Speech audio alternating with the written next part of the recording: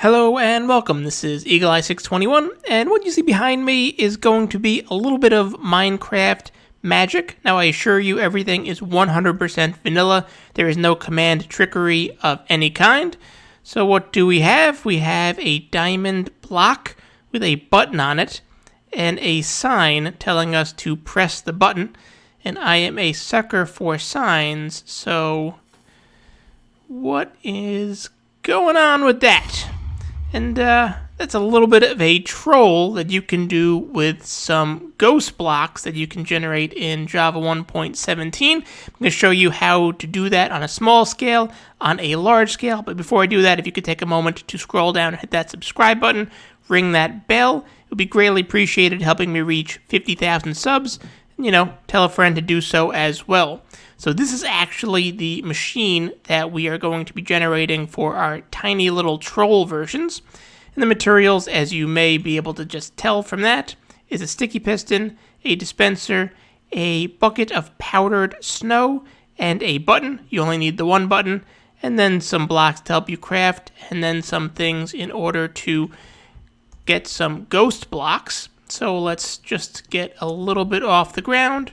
We're going to put our sticky piston facing up, our dispenser facing over it. We can even get rid of those, add our button, and add our snow. And let's prime this by pressing it once. And now in order to generate a glow block, all you have to do is put the block you want to generate, just like that. And if we click this button, you will see that we now have two diamond blocks, but we don't actually have two diamond blocks. This is the real one, and you'll see if I right click on this, it'll just disappear. That was the ghost block, and it is that simple to make a ghost block. Now the thing about ghost blocks in this particular version is they travel upwards, so if we stack those two on top of each other and now press this button, you can see that we have a diamond block here, another one here, and a TNT here. But that's not actually what happens. So you can see if I right click on this, this is the actual diamond block. If I right click on this one, that is our TNT. If I right click on this one, that was our ghost block.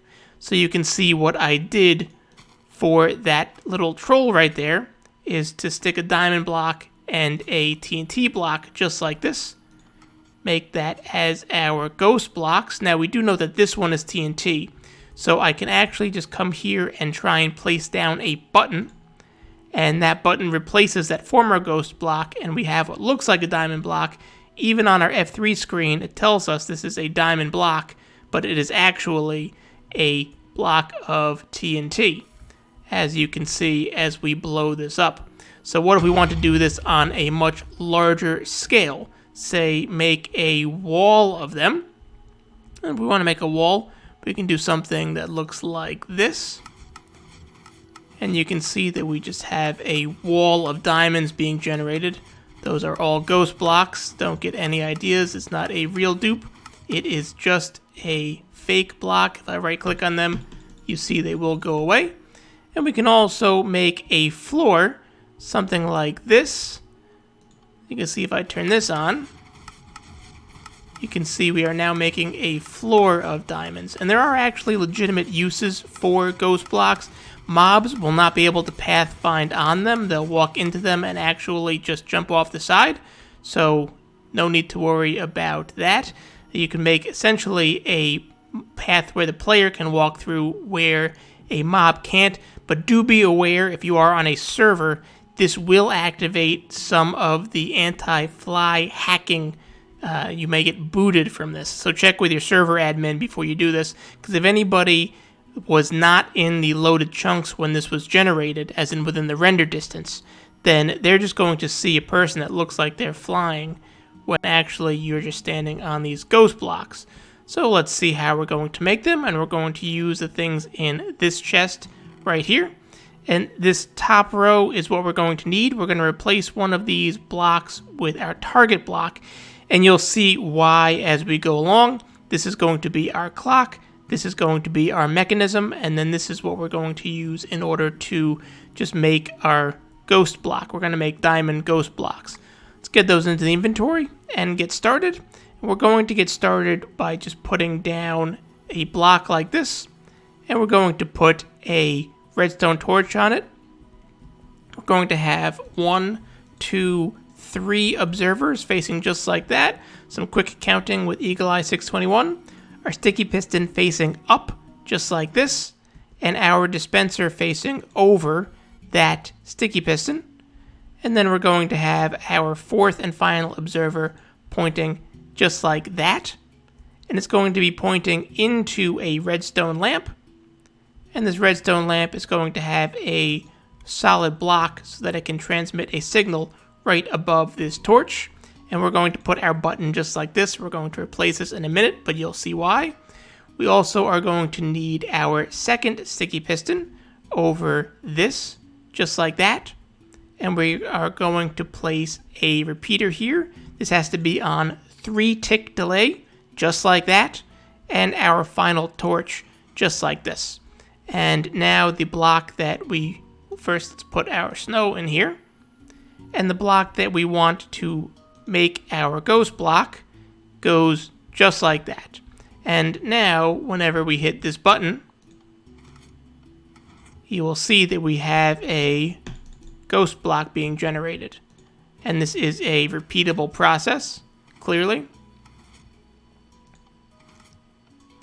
Now, if you're building a machine like this, it's probably because you want to make it tileable, and that's the reason we're going to replace that block with a target block. So we can remove the button, we can remove this torch, and we can remove that and put that back. And the reason that we are going to want to do that is because the target block will redirect redstone the way that a stone block will not. So what that looks like is if I have a stone block here and I have a redstone line, which we're going to use for our clock, you can see that the stone block does not redirect, whereas the target block does. And we want to make that so that we can make this tileable. You can tile it just like this.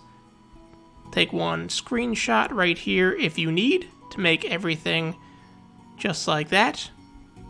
And then your clock is going to also be very straightforward. We're going to run a signal like this. We're going to have a repeater facing into this. Make sure this is on 4-tick delay. That is important, or you will break your machine.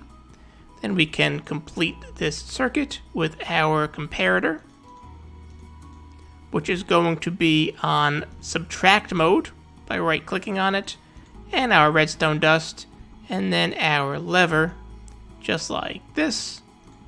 And now we can automate this process, as you can see with our wall builder.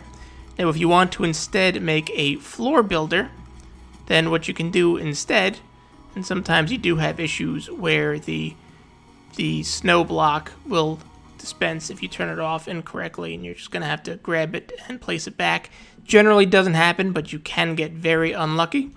So now let's get rid of these ghost blocks by right-clicking on them. Also, if you unload and reload your game, then these ghost blocks will all go away. That's what it means to be a ghost block. They're not permanent. You can't mine them and collect the resources. And to turn this into a floor builder, you're going to need the contents of this chest. This is an extra stone block in case you have some issues with quasi-connectivity. Let's get those into the inventory. We're going to put our regular piston, not a sticky piston, just like that. We're going to have our 1, 2, and 3 solid blocks, a little bit more counting with Eagle Eye 621. Our redstone torch here, and both of our repeaters here, although you're going to want to make this one on 4-tick delay, and you can leave that one alone.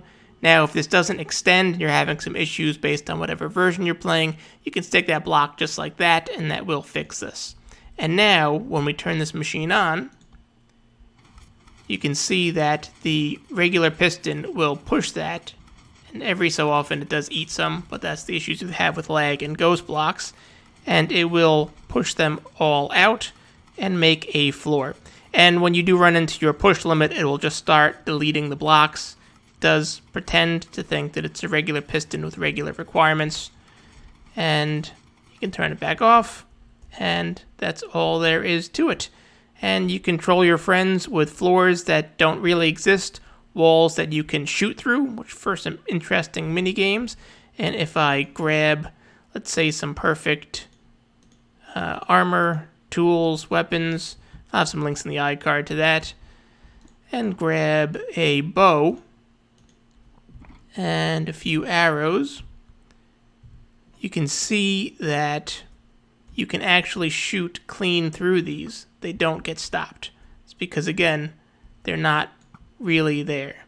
And the same way you can drop items through the floor, again, it's all pretend. So you can have some fun with your friends, and that's really all there is to it. Before I go, let's give some quick shout outs for some credit. And the person that I saw do this first is somebody called Crafty Masterman. And I will have a link to the description to his video. And the vertical wall, this one, is heavily based on his design. I just updated it to remove some redstone dust, but he should get full credit for that. And then he has an underfloor design. I redesigned it to make it an overfloor. Figured if you're making a floor, you're going to want this machine to be mostly underground, as opposed to having the machine above the floor you're generating. But head on over to his channel to see exactly what he did and to get him some of that credit. If you found this video helpful, I would appreciate that like. If you found it interesting, maybe even share it with one of your friends or your favorite Minecraft YouTuber to see them build this in their world. And for more videos like this, do be sure to subscribe and hit that notification button. Thanks for stopping by.